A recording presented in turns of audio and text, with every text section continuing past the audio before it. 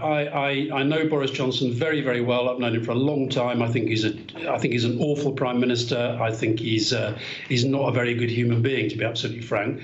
And I really worry about him being in power. But like I say, the country is not feeling terribly excited about any of these choices.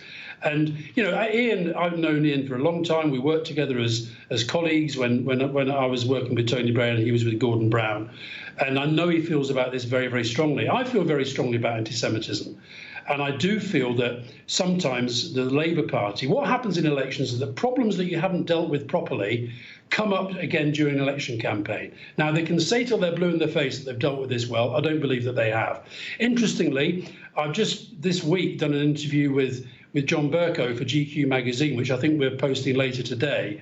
And in addition to saying some very, very interesting things about Brexit and about Boris Johnson, he does actually say that he does not believe that Jeremy Corbyn is anti-Semitic. And of course, John Bercow is Jewish. I think that was interesting. And he actually thinks the Labour Party has a problem, but he doesn't believe for a moment that Jeremy Corbyn is anti-Semitic. And so I think that's an interesting perspective. But when you see things like the Jewish Chronicle, you've got to take it seriously. And I think the thing about an election, what happens in a general election, particularly when it's an election where the politicians are saying what it's about? Johnson says it's about getting Brexit done. The country's going to say, no, we're going to vote about all sorts of things.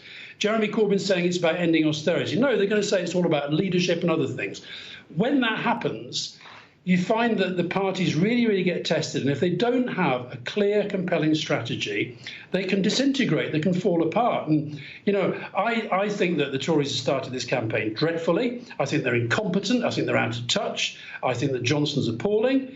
But I think the Labour Party, they've got to give people reasons to vote for them. At the moment, I'm afraid, I'll give you one example. Up in Bassetlaw, which is where some of my family live, somebody that I know very well has just been selected as the candidate. And now the Corbynistas in North London have decided that they don't like her very much. So they're spreading all sorts of nonsense about her, and she's being told she can't stand. That is giving people up there a reason not to vote Labour. You've got to give people reasons to vote for you, not to suddenly remember the reasons why you didn't like them very much.